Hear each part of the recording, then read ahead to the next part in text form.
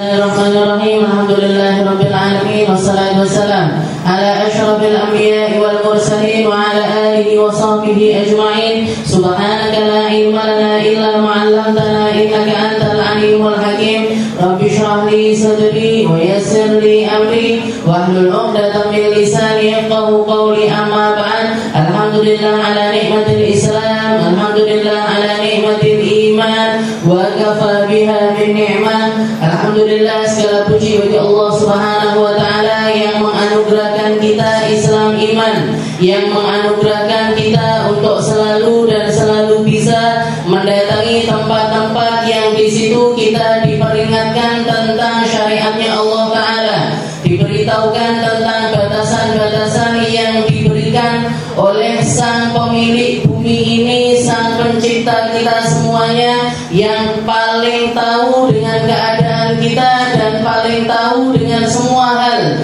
yang akan menjadikan hamba-hamba ini terhormat, bukan cuma di dunia tapi sampai di akhirat nanti. Dijaga sama Allah taala matanya, dijaga sama Allah taala perutnya, dijaga sama Allah taala telinganya, dijaga sama Allah taala kemaluannya, dijaga sama Allah taala seluruh anggota tubuhnya dengan batasan-batasan syariat agar manusia ini menjadi manusia-manusia yang indah di sisi Allah Subhanahu wa taala.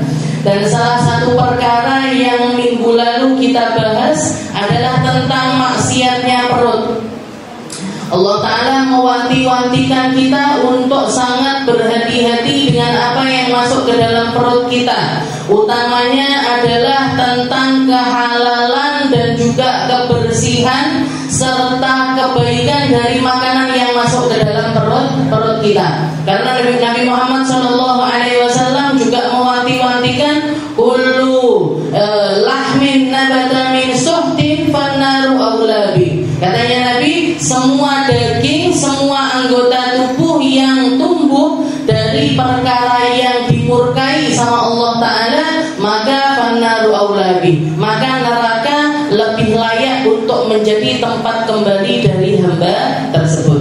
Dan juga di dalam Al-Quran Allah Ta'ala juga mengatakan, ya ayyuhalladzina amanu la ta'kulu amwalakum bainakum bil batil illa an takuna tijaratan antaradim minkum. Katanya Allah Ta'ala, wahai manusia, jangan kalian ini makan sebagian dari harta orang lain, jadi saling makan dari harta orang lain bil batil, dengan cara yang enggak baik, dengan cara yang enggak benar. Jadi kalau kamu kerja nyari duit, ngumpulin harta, pastikan cara kamu ngambil harta itu dari perkara yang benar. Illa antakuna tijaratan antaradim minkum. Utamanya di sini katanya Allah Ta'ala, kalau kamu nyari hartanya itu lewat perdagangan, lakukan sampai sama-sama saling ridho. Lakukan sampai kalian itu sama-sama saling ridho. Maksudnya, jadi ini yang dijadikan patokan atau menjadi kaidah dasar dari perdagangan. Mayoritas perdagangan atau sebagian besar perdagangan yang harus dicapai dari perdagangan tersebut adalah antaradim minkum, saling sama-sama ridho. Yang jual ridho dengan harta yang dibayarkan, yang beli ridho dengan barang yang dia dapatkan. Jadi yang beli ridho dengan apa yang dia dapatkan, yang jual ridho dengan harta yang dia ambil dari perdagangan tersebut. Kecuali di dalam macam-macam perdagangan yang memang khusus di dalamnya. Memang khusus di dalamnya, semacam perdagangan emas, kemarin sudah kita bahas. Nggak boleh dilakukan sembarangan. Kalau jadi pedagang emas, ilmu fikihnya harus mantap, karena meleng titik haram. Salah titik haram. Jadi salah dikit aja kita akan terjerumus ke dalam keharaman. Harus cash, harus halal waktu itu juga goyat diat. Maksudnya tangan dengan tangan, ini harta, ini saya bayarkan, ini emasnya saya dapatkan. Harus seperti itu. Gak oleh, jadi gak ada ceritanya jualan emas dicicil, itu gak boleh. Nyicil emas, saya mau beli emas berapa?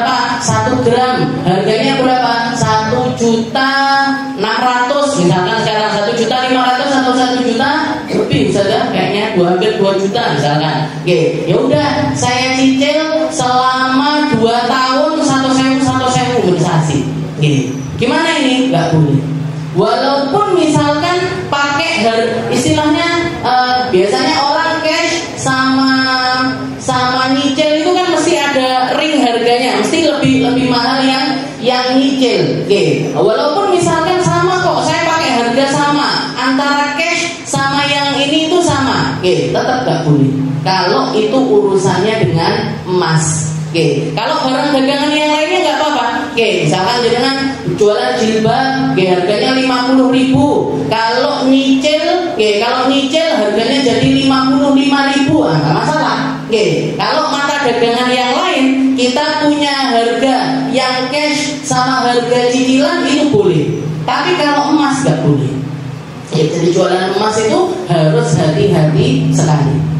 Yang kepingin buka toko emas, jadi harus belajar fikih secara benar. Kudu mantep fikih. Kalau enggak sebelah ini. Abah saya itu malah bahkan sampai pernah mengatakan, padahal mertuanya bakul emas. Dulur-dulure, saudara umi saya jualan emas semuanya. Kata abah saya, ini datang dari kiainya tapi lihat orang bakul emas sih separuh sikile wis ning neraka. Katanya kiai. Jadi istilahnya orang jualan emas itu salah satu kakinya sudah nyemplung neraka. Kenapa? Karena saking gampangnya kalau salah dikit masuknya ke riba. Dan riba itu nggak main-main, Bu. Dosa terkecilnya dari riba itu kayak orang zina sama ibunya sendiri.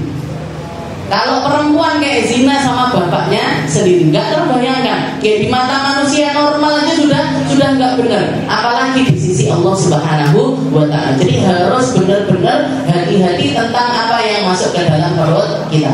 Dan kemarin waktu saya pulang, jadi habis kajian minggu lalu ada yang WA, nanyakan pertanyaannya ini menurut saya unik. Jadi ada yang nanya seperti ini, Ustazah, gimana kalau kita datang diundang orang, diundangan orang, biasanya kan keluar itu makanan-makanan, minuman-minuman kan keluar, ditaruh di tempat-tempat undangan itu tadi. Gimana kalau misalkan kita itu ngambil dibawa pulang? Ngambil makanan itu tadi dibawa pulang. Ini kan sering terjadi. Gimana ini? Ini Bu, kalau misalkan makanan itu diletakkan, memang dijejer-jejer, berarti kan memang dipersilahkan untuk kita makan. Setelah itu yang tuan rumahnya ini ada omongan seperti ini, Bu, silahkan dibawa pulang. Jadi ada omongan, Bu, silahkan dibawa pulang. Maka jenengan boleh ngambil, tapi tetap sewajarnya. Orang terus sak lampan, boleh ya. Kayak gitu bisa mengakui, kenapa saya mau bisa kayaknya? Tak boleh bisa. Atau kelihatan ada kotak, kayak misalnya dikasih kotak-kotak seperti ini. Pas hider-hideran, satu tak teluan. Katanya yang tuan rumah boleh dibawa pulang. Iya Bu, boleh dibawa pulang. Tapi hukum ma'ruf atau hukum uruf itu tetap harus berjalan. Hukum yang berlaku di masyarakat secara normal itu tetap berlaku. Jangan disediakan makanan blendernya seperti apapun. Yang namanya hukum yang berlaku di masyarakat itu tetap harus berlaku. Maksudnya apa? Di sini bukan cuma kamu yang makan, tapi masih banyak orang yang bakalan makan. Atau di sini makanan ini disediakan, bukan cuma kamu yang diperbolehkan ngambil bawa pulang, tapi semuanya juga diperkenankan. Maka ambil sewajarnya. Ojo terus sak nuwapan diangkat dibawa mulai. Nah, jangan seperti itu. Oh, aku milih pastel siji, lepere siji, onde-ondene siji, jenengan plastiki atau jenengan taruh di tisu, ditaruh tas, silahkan. Tapi kata ya itu yang namanya wajar. Tapi kalau sampai sak nampak-nampaknya dibawa mulai, ini jenenge katanya, terus aku kebagian nopo. Gitu. Nah, kayak orang prasmanan itu, kayak orang prasmanan makan di mantenan, jenengan prasmanan ngambil sendiri. Ini hukum yang wajar yang berlaku di masyarakat tetap harus berlaku. Kayak gimana yang wajar di masyarakat itu? Satu orang ya yang wajar itu makan satu piring, nasinya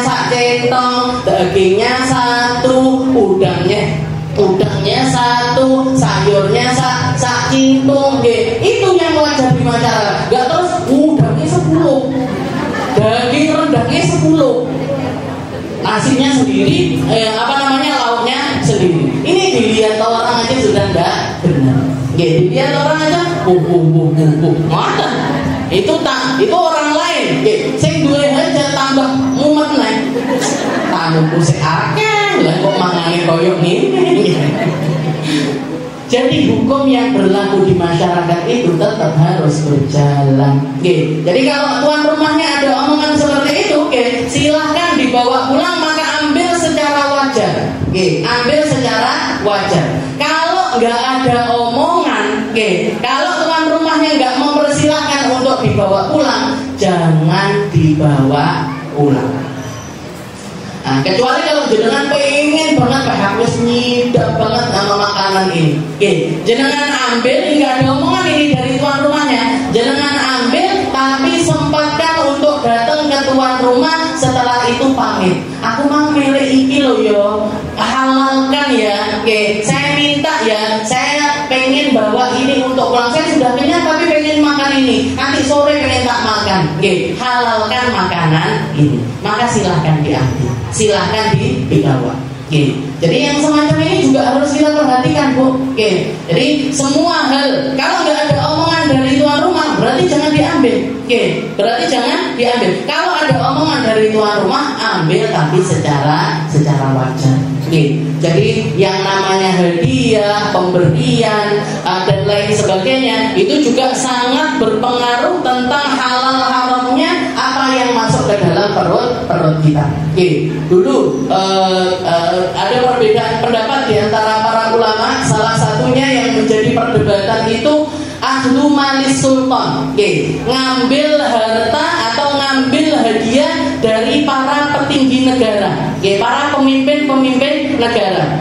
Yang ahlul khawasil khawas, orang-orang yang sangat berhati-hati tentang apa yang masuk ke dalam perut mereka, memilih untuk tidak mengambil apapun dari pemerintah. Gak mau sama sekali kalau harta itu hadiah, mau itu bentuknya hadiah, mau itu bentuknya pemberian, mau itu bentuknya apapun, mereka memilih untuk tidak mengambilnya, untuk tidak mengambil harta dari orang-orang yang punya jabatan. Karena hartanya para pejabat itu rentan dengan syubhat yang bercampur di dalam harta mereka. Jadi hartanya pejabat itu bukan bersih malah, Bu. Jadi jangan kalau dapat hadiah dari pemerintah, malah seneng. Jangan malah gembira. Ini rentan ngerusak agamanya kita. Rentan bikin kita itu rendah di hadapan Allah Subhanahu wa Ta'ala. Jadi kalau orang-orang khusus memilih untuk nggak mau ngambil sama sekali, nggak mau ngambil sama sekali. Tapi ada juga yang mengatakan boleh ngambil, istilahnya kita ngambil dari apa yang menjadi pemberiannya pemerintah, diambil tapi bukan untuk konsumsi pribadi, tapi untuk dibagi-bagikan kepada orang-orang yang membutuhkan. Seperti yang pernah terjadi kepada Imam Syafi'i. Imam Syafi'i itu ada 2 kali kejadian, ada 2 kali keadaan di mana yang pertama beliau diberi hadiah, sama pemimpin negara. Jadi dikatakan yang pertama beliau nggak mau, menolak. Jadi dikirimi hadiah banyak sama pemerintah, beliau nggak mau ngambil sama sekali dari harta tersebut.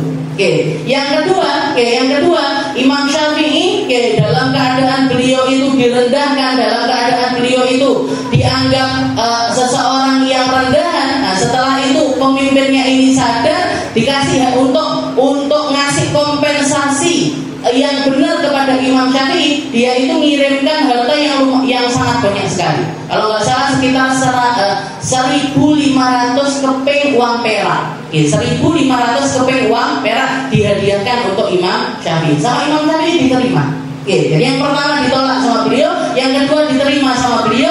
Tapi dikatakan sebelum masuk ke negeri Madinah, harta itu tadi sudah habis dibagi-bagikan kepada orang-orang yang membutuhkan. Begitu nyampe di depan pintu rumah ibunya nggak mau bukakan pintu. itu. Oke, kata ibunya, wahai Syafi'i, aku dengar kamu diberi harta yang banyak oleh raja kita, sebesar 1.500 dirham. Kemana uang itu?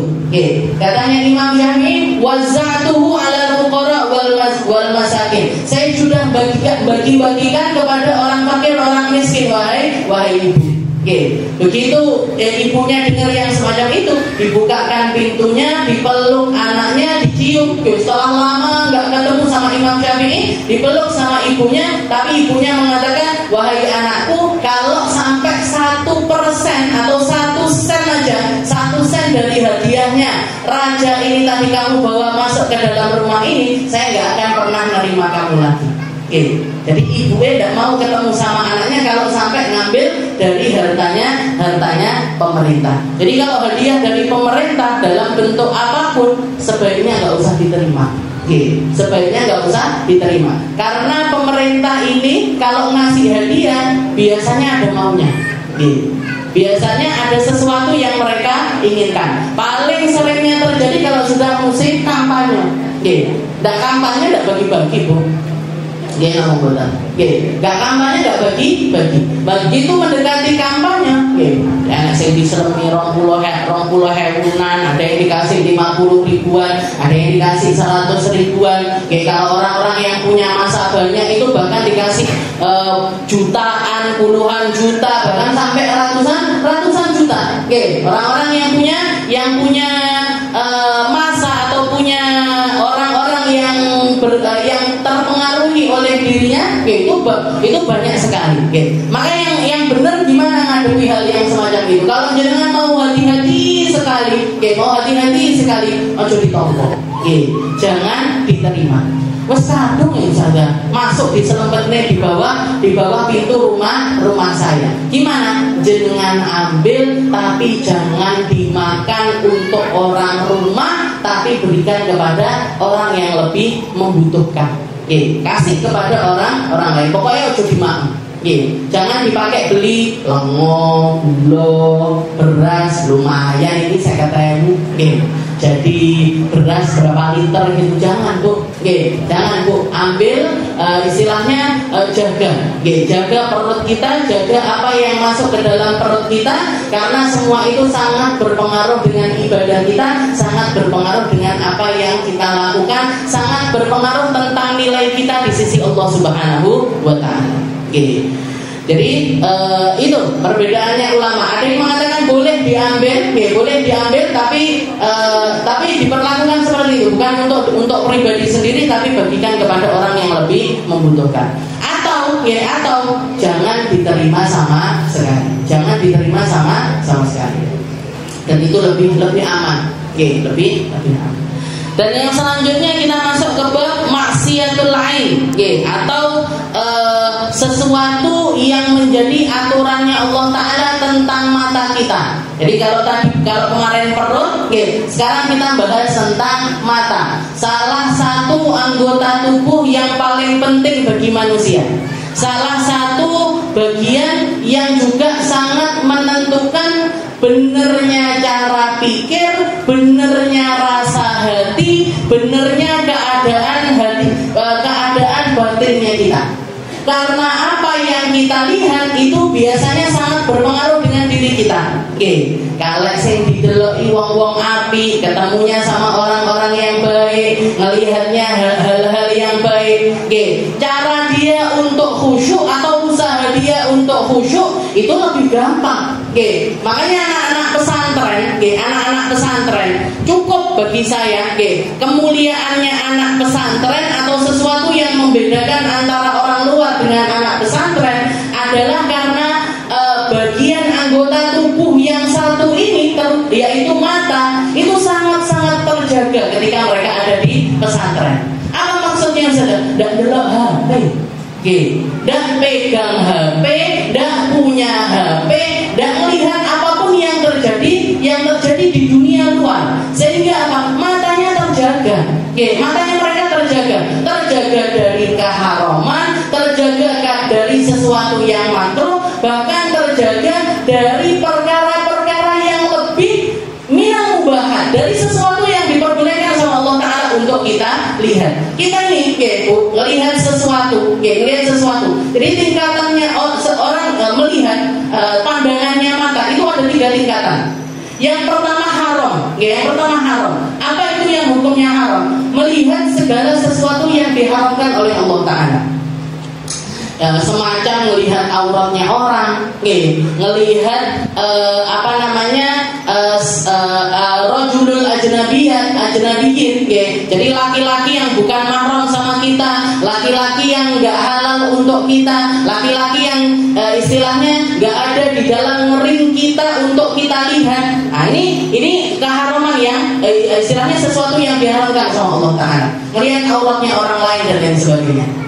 Setelah itu yang kedua, an-nadhar ila dunya, melihat kepada perkara dunia dengan bi'ainil, dengan cara pandang mengagungkannya.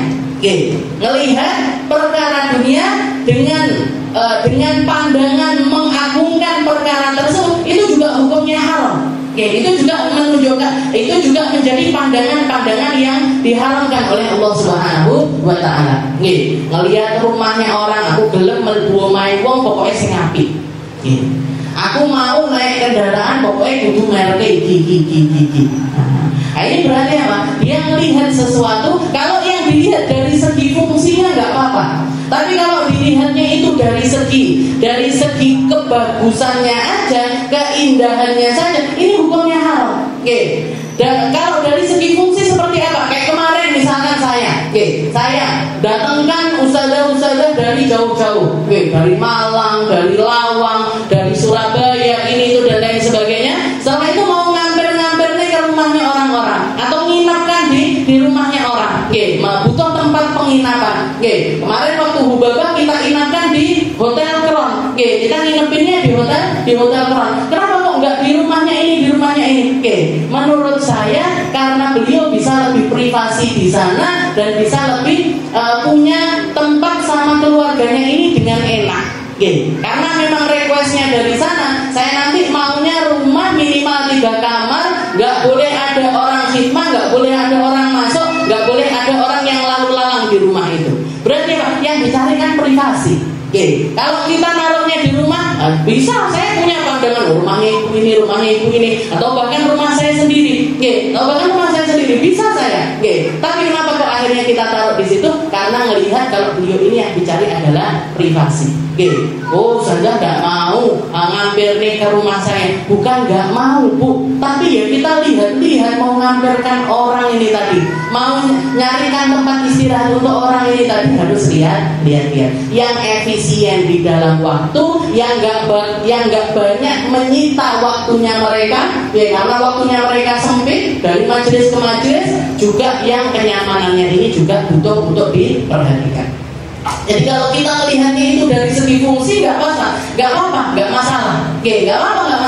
Jadi naikkan kendaraan, Bu, saya maunya kalau untuk ustazah ini perginya mereknya pakai mobil mereknya ini, atau pakai mobil yang setara ini. Ojo sampai ustazah ini keliling-keliling. Ustazah, saya punyanya mobil box. Ustazah, saya punyanya pickup, Bu, dipakai pickup saya buat ngangkut ustazah ini tadi. Kan ya lucu. Kalau yang dilihat dari segi fungsi nggak apa-apa. Tapi kalau melihatnya itu dari segi istiqdomuhu atau mengagungkannya karena dari segi harganya, dari segi keduniawiannya, nah ini yang diharamkan sama Allah Subhanahu wa Ta'ala. Yang ketiga apa? Memandang makhluknya Allah Ta'ala yang lainnya, bahkan bukan cuma manusia, tapi makhluk Allah Ta'ala yang lainnya bi'ainil istihqar, dengan cara merendahkan mereka. Ini juga diharamkan sama Allah Ta'ala. Jadi pertama yang harus kita hindari ini an-nadhar ilal muharramat, melihat segala sesuatu yang diharamkan sama Allah Ta'ala. Nanti setelah itu yang kedua apa? Yang kedua melihat sesuatu yang dimakruhkan. Ini tingkatan kedua. Kalau mau lebih hati-hati lagi, kita menghindari sesuatu yang dimakruhkan sama Allah Ta'ala. Apa yang dimakruhkan? Maaf, ngelihat kepada kemaluannya jenengan masing-masing. Senengane ndeloki kuwine dhewe-dhewe. Gimana ini hukumnya? Boleh apa enggak?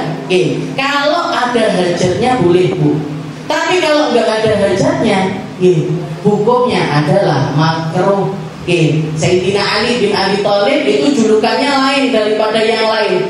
Kalau sahabat-sahabat yang lain biasanya jenengan Sayyidina Abu Bakar radhiyallahu anhu, Sayyidina Umar radhiyallahu anhu, Sayyidina Utsman radhiyallahu anhu. Tapi kalau Sayyidina Ali karramallahu wajhah. Jadi beliau dijuluki dengan orang yang wajahnya ini dimuliakan sama Allah Ta'ala. Kenapa? Dikatakan Sayyidina Ali ini sama sekali nggak pernah melihat kepada auratnya sendiri bahkan. Kok auratnya orang? Melihat auratnya sendiri aja nggak pernah sama sekali. Ini Sayyidina Ali. Tapi melihat ke aurat kita sendiri, itu nggak sampai ke makom haram, nggak sampai ke sesuatu yang haram. Haram itu apa? Kalau dilakukan dosa, kalau nggak dilakukan dapat pahala. Nah ini kalau melihat auratnya sendiri, hukumnya adalah makruh. Kalau ada hajatnya, hilang juga kemakruhannya. Hajatnya itu apa? Misalkan yang jenengan keluar atau tumbuh bisul di situ. Jadi di kemaluannya keluar bisul.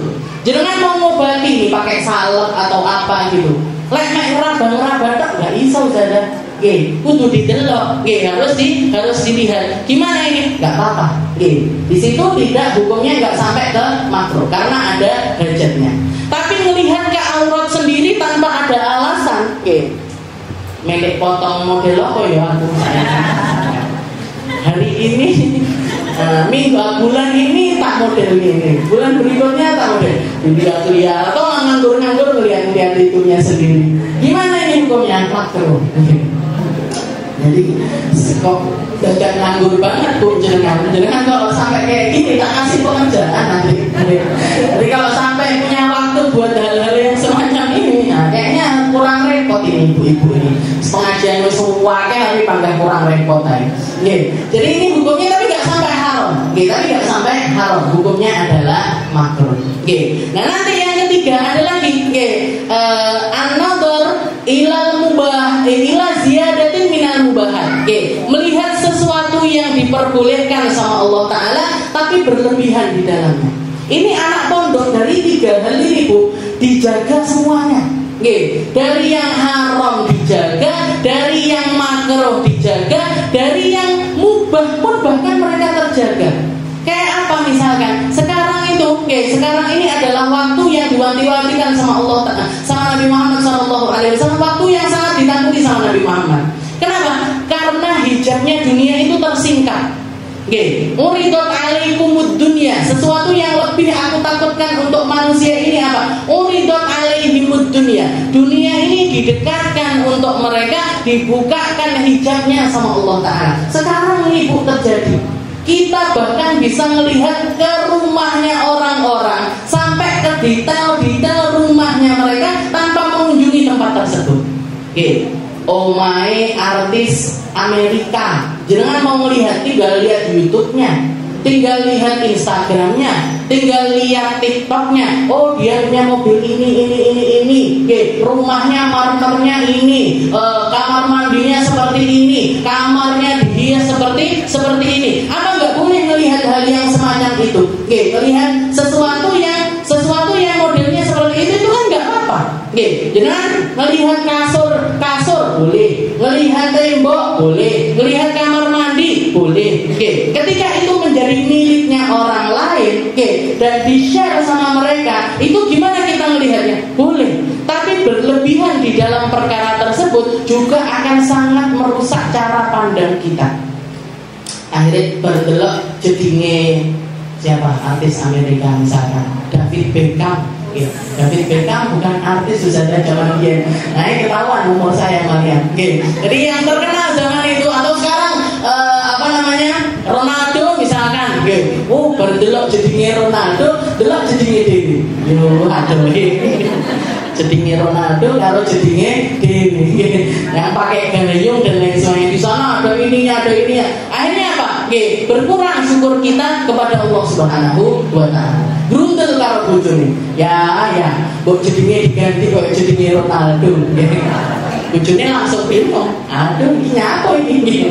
Kenapa? Nah ini, jadi yang ngerusak pikiran kita. Oke, terlalu banyak mengkonsumsi sesuatu yang halal sekalipun, yang mubah sekalipun, yang diperbolehkan sama Allah Ta'ala untuk dilihat, itu kalau jenengan terlalu banyak melihat hal tersebut, itu juga akan merusak pikiran kita dan hati kita. Banding-banding nih, hilang syukurnya, pengen hal yang sama dan lain sebagainya.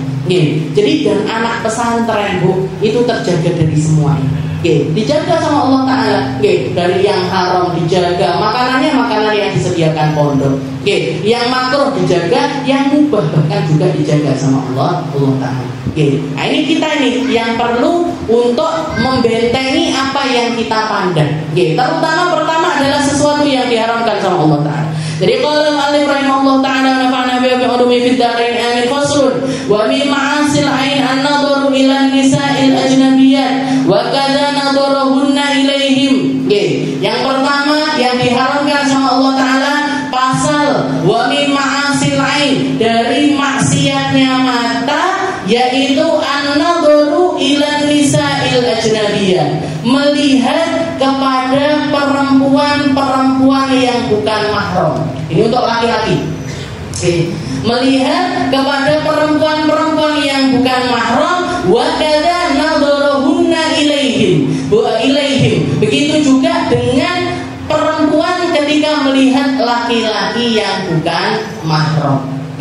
Laki-laki melihat perempuan yang bukan mahram, perempuan melihat laki-laki yang bukan mahram, itu juga diharamkan sama Allah.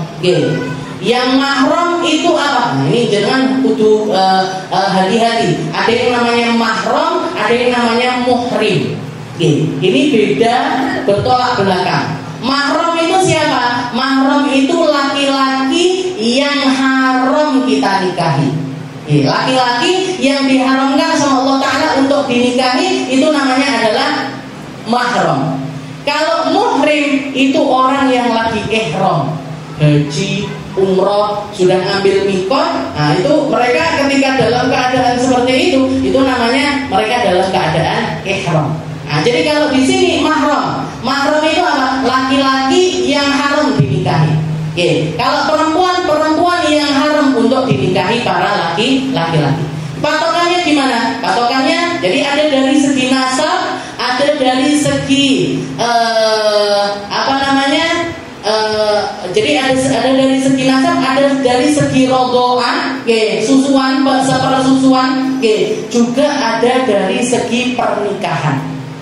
Ada dari segi nasab, ada dari segi rodoan, dari segi persusuan, dan juga ada dari segi pernikahan.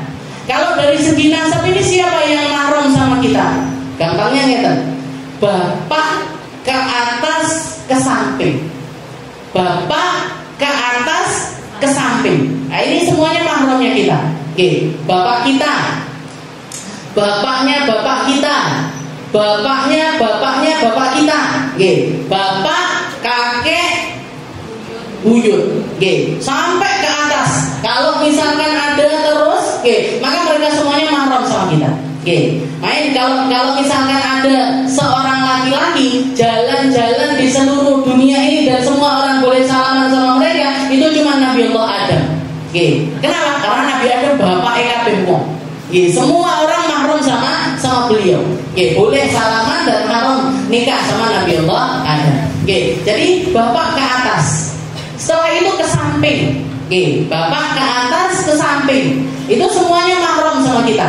Ke samping ini siapa Ustazah? Ke samping ini jadi saudaranya bapak. Saudaranya bapak, saudaranya ibu, mau itu sekandung ataupun sebapak ataupun seibu. Nah, mau itu sekandung, bapak ibunya sama, jadi saudaranya bapak ini, jangan punya saudaranya bapak. Nah, itu mau yang sekandung dengan bapak, ataupun yang sebapak aja sama bapak, ataupun yang seibu dengan bapak, semuanya mahram sama jenengan. Buat bingung toh? Jadi sebapak sama bapak ini gimana? Ya bapaknya sama walaupun ibunya beda. Seibu gimana? Ibunya sama tapi bapaknya beda. Semuanya mahram sama jenengan, haram untuk dinikahi.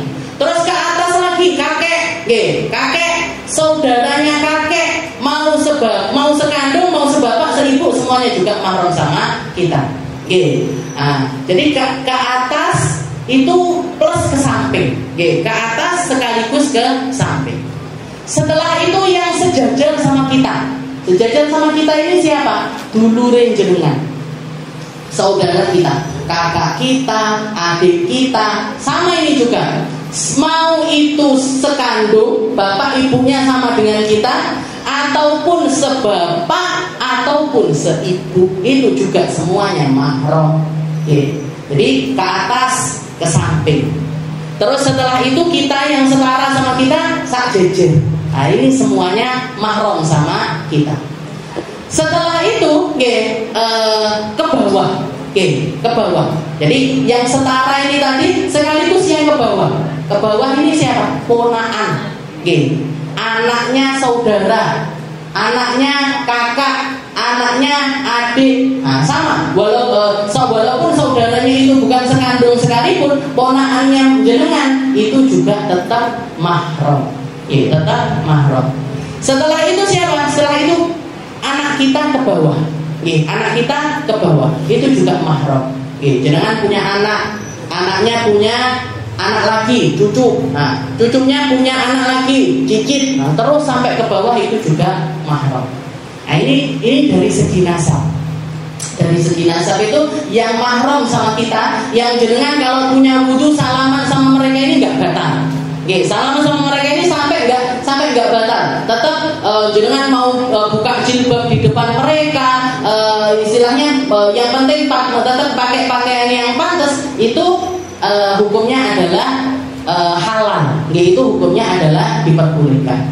Setelah itu nanti sepersusuan. Nah, sepersusuan juga sama persis seperti dari segi nasab. Jadi kalau misalkan ada seorang anak disusukan kepada seorang ibu, anak itu tadi menjadi salah satu anak dia. Walaupun bukan anak kandungnya, bukan lahir dari rahimnya, tapi dia menjadi anak dari perempuan tersebut. Suaminya jadi bapaknya, anak-anaknya yang lainnya jadi saudaranya. Jadi kalau dari segi rotoan, anak yang disusui ini aja, dulure anak yang disusui nggak ada hubungannya. Anak yang disusui itu aja, dia menjadi salah satu bagian dari anggota keluarga ibu yang menyusui dari anak tersebut. Setelah itu nanti ada minal musaharah, dari segi pernikahan, sesuatu yang halalnya itu karena pernikahan. Siapa itu? Mertua sama menantu. Mertua sama menantu itu bil akad, hanya bimujarradil akad, hanya dengan adanya akad nikah langsung menjadi mahram. Langsung menjadi orang-orang yang haram untuk dinikahi. Meskipun habis itu cerai saja, meskipun walaupun setelah itu terjadi perceraian, tetap mertua ini tetap hukumnya adalah mahram. Dan kalau mertua itu cuman ke atas saja, nggak ke samping. Jadi jenengan misalkan menikah, jadi jenengan menikah, bapaknya suami mahram sama jenengan, kakeknya suami mahram sama jenengan. Tapi dulure bapak, dulure kakek, mertua, itu enggak mahram. Jadi tetap batal wudu. Tetap batal wudu. Jadi mertuanya jenengan misalkan punya saudara 5, laki-lakinya 2. Nah, ini yang sama yang laki-laki enggak istilahnya enggak mahram kita sama mereka. Nah, ini kalau mertua sama menantu itu dengan akad nikah aja sudah langsung mahram. Nah, menantu juga gitu. Menantu. Jadi jenengan punya anak, dinikahkan. Anak perempuan, jenengan punya anak perempuan, nikah sama laki-laki. Nah, anak laki-laki ini langsung mahram sama jenengan bimujarradil akad. Setelah akad nikah, sebelum akad belum halal loh, Bu. Ini calon saya, Bu. Langsung salaman bolak-balik bisa. durung mahram. Nanti setelah akad nikah baru mahram. Kalau sebelum akad nikah belum halal. Nah, jadi ini dari segi pernikahan. Nanti ada lagi anak tiri. Anak tiri. Nah, itu gimana? Hukumnya gimana Ustazah? Mereka menjadi mahram, antara ibu tiri sama anak tirinya ini menjadi mahram bukan dengan bimujarradil akad, bukan dengan adanya akad nikah, tapi dengan adanya hubungan badan antara suami istri tersebut. Jadi kalau sudah hubungan suami istri, maka anaknya menjadi mahramnya si ibu itu tadi. Tapi kalau belum, maka belum jadi mahramnya. Misalkan ada laki-laki perempuan nikah, yang laki-laki bawa anak, yang laki-laki bawa anak laki-laki, yang perempuan bawa anak perempuan. Gimana ini? Anak laki sama anak perempuan ini tadi mahram nggak sama bapaknya sama ibunya? Yang anak laki-laki mahram nggak sama ibu tirinya? Yang anak perempuan mahram apa enggak sama bapak tirinya? Mahram, tapi bukan dengan akad nikah, tapi setelah adanya hubungan badan. Kalau sudah hubungan badan jadi mahram. Kalau belum ada, maka belum menjadi mahramnya mereka. Setelah itu menantu anak tiri. Nah, menantu anak tiri, gimana ini hukumnya? Enggak mahram. Jadi ini nanti tapi kalau contohnya, jadi misalkan ada laki-laki perempuan nikah, sebelum pernikahan yang laki-laki sudah bawa anak perempuan misalkan gitu, sudah bawa anak perempuan, anaknya dari istrinya yang dulu perempuan. Setelah dewasa dinikahkan, otomatis kan mantunya lanang, sampai mantunya itu ya. Nah, mantunya kan laki-laki. Nah, mantu laki-laki ini gimana? Mahram apa enggak sama ibu tirinya dia? Sama ibu tirinya istrinya ini tadi mahram apa enggak? Enggak mahram. Nah, kenapa? Karena bukan anak kandungnya dia. Jadi menantu yang mahram sama kita adalah menantu dari anak-anak asli kita. Min aslabikum, yang datang dari tulang sulbinya para laki-laki ataupun juga yang datang dari rahimnya para perempuan. Nah, menantu-menantu yang seperti ini yang hukumnya mahram sama mertua. Kalau enggak maka bukan mahram. Walaupun misalkan sudah istilahnya sudah berumah tangga sekian lama, tapi karena bukan anak kandungnya, tetap hukumnya tidak mahram. Hukumnya tidak. Nah, ini semuanya diharamkan sama Allah Taala untuk dilihat. Dalilnya apa saja? Allah Taala qul lil mu'minina yaghuddu min absarihim wa yahfadhu furujahum dzalika azka lahum wallahu khabirum bima tasnaun. Jadi di dalam Al-Quran itu Allah Ta'ala mengatakan, wahai para laki-laki, tundukkan pandangan kalian. Tundukkan pandangan kalian. Imam Ghazali mengatakan di sini, dari ayat ini Allah Ta'ala itu mendidik kita, ngasih peringatan kepada kita, ngasih paham kepada kita, nyuruh kita untuk berhati-hati. Nyuruh kita untuk berhati-hati. Kenapa? Yang pertama Allah Ta'ala qul lil mu'minina yaghuddu min absarihim. Kalau kalian merasa diri kalian itu beriman, nundukkan pandangan itu adalah sebuah keharusan. Nundukkan pandangan dari apa? Dari sesuatu yang diharamkan sama Allah Ta'ala. Jangan gampang-gampang melihat sesuatu yang bukan miliknya kita. Mau itu manusia, mau itu barang, mau itu hewan, mau itu benda dan lain sebagainya. Kalau belum dapat izin dari yang punya, jangan dilihat. Qul lil mu'minina yaghuddu min absarihim wa yahfadhu furujahum. Kenapa kok kita harus menundukkan pandangan? Karena ketika kamu menundukkan pandangan, kamu pasti bisa menjaga kemaluan. Orang melakukan dosa zina, orang berzina itu enggak mungkin kecuali lewat pandangan mata. Enggak mungkin orang merem-mereman, ya zina yuk. Enggak mungkin, Bu. Jadi merem, yang laki merem, yang perempuan merem, ujug-ujug berzina itu enggak mungkin. Mesti mulainya dari lihat dulu. Setelah melihat apa? Senyum. Habis senyum apa? Sapa. Habis sapa apa? Kenalan. Habis kenalan apa? Janjian. Wes dan terjadilah apa yang terjadi. Nah, jadi zina itu nggak serta merta, nggak mungkin orang ketemu pertama kali langsung ngajak zina, itu nggak mungkin. Jadi berarti asal muasalnya dari mana? Dari mata dulu. Makanya katanya Allah Taala, "Qul lil mu'minina yaghuddu min absarihim." Katakan kepada para laki-laki yang beriman, suruh mereka menundukkan pandangan. Kenapa kok disuruh menundukkan pandangan? Wa yahfadhu furujahum. Karena yang seperti itu, kalau mereka bisa menundukkan pandangan, mesti iso jaga kemaluannya. Pasti nggak akan terjerumus ke dalam dosa zina. Zina itu luar biasa mengerikannya. Zina itu luar biasa kerusakannya. Jangan sampai kita menjadi orang-orang yang meremehkan dengan dosa zina. Itu akan merusak nasab, akan merusak keturunan, akan merusak ini aslinya anak isopo, ini aslinya anak isopo, ini sebenarnya bapaknya siapa, ini sebenarnya ibunya siapa. Lah ibunya siapa itu sudah pasti. Lah bapak isopo ini loh kan penting. Jadi istilahnya itu bakalan merusak tentang nasab. Kadang-kadang perempuan nasabkan anaknya padahal bukan bapaknya.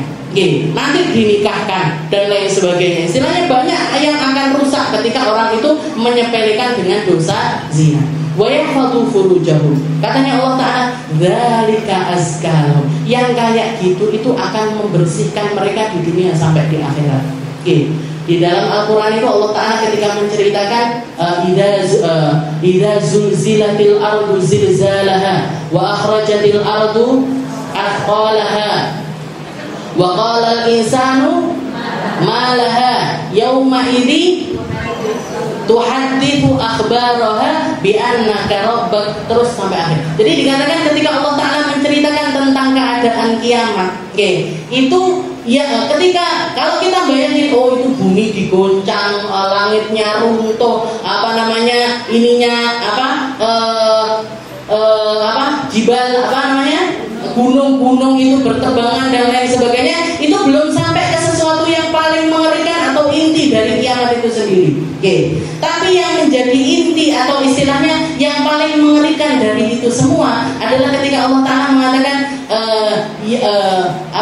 yauma idzin tuhaddithu akhbaraha. Hari itu adalah hari di mana seluruh permukaan bumi dan semua yang ada di atas muka bumi ini akan mengkabarkan setiap apa yang terjadi di atas mereka. Jadi tembok-tembok ini nanti yang ngomong, karpet-karpet ini nanti yang ngomong, kipas angin, lampu, jam, dan semua yang ada di tempat ini yang akan menjadi saksinya kita di akhirat nanti. Mulut ini dibungkam sama Allah Ta'ala. Yang diizinkan untuk berbicara adalah segala sesuatu selain mulutnya kita. Segala sesuatu yang selain mulutnya kita. Jadi rumahnya jenengan nanti bersaksi atas, oh ibu ini begini ketika di rumah, di dapur begini, di ruang tamu begini, di kamar begini, di kasur begini, di spraynya yang ngomong, kasurnya yang ngomong, dan lain sebagainya. Itu yang paling mengerikan dari kejadian-kejadian kiamat ini tadi. Bukan tentang kehancuran. Kalau kehancuran, kita sering melihat sebuah kehancuran. Tapi ketika mereka semuanya menjadi saksinya kita, menjadi persaksiannya kita di hadapan Allah Subhanahu Wa Taala, ada yang menjawab Jadi ketika Allah Ta'ala memerintahkan kita untuk menghindari zina, Allah Ta'ala tidak memerintahkan orang untuk berzina, tapi mulai dari step-stepnya orang mau berzina ini sudah diharamkan semuanya sama Allah Ta'ala. Lihat-lihatan haram, senyum-senyuman haram, tukar-tukaran nomor HP-nya haram, janjiannya haram, ketemuannya haram, apalagi puncaknya yaitu zina itu sendiri. Nanti ditampakkan. Jadi dikatakan dosanya zina. Kemarin Bu Bapak juga nerangkan, orang-orang para pezina yang gak taubat dari zinanya, yang gak minta ampun sama Allah Ta'ala dari dosa tersebut, di hari kiamat nanti kemaluan mereka dengan kemaluan orang yang dia zinai nempel, dilihat semua orang dari manusia awal sampai manusia akhir. Jadi dosanya zina itu bahkan dikatakan, bahkan ketika para pezina ini masuk ke dalam surganya Allah Ta'ala, berarti apa? Wes tobat, wes direstui sama Allah Ta'ala. Tapi ketika mereka masuk ke dalam surganya Allah, mereka masuk dalam keadaan menunduk. Sehingga semua penduduk surga tahu persis, oh sing mlebune ngeten, yang masuknya ini dalam keadaan mukanya ini nunduk, berarti mereka adalah orang-orang yang pernah melakukan dosa zina ketika mereka masih ada di dunia. Jadi jangan sampai diremehkan. Dzalika askalahu. Wallahu khabir. Dan Allah Ta'ala maha memberikan kabar tentang segala sesuatu yang pernah terjadi kepada manusia. Ya'lamu kha'inatal a'yun wa ma tukhfi sudur. Katanya Allah Ta'ala itu yang maha mengetahui tentang kha'inatul a'yun. Kha'inatul a'yun ini apa? Pengkhianatan yang dilakukan oleh mata. Jadi mata kita itu sering kali melakukan pengkhianatan. Dengan cara apa? Melihat sesuatu yang diharamkan sama Allah Ta'ala. Dan itu Allah Ta'ala tahu.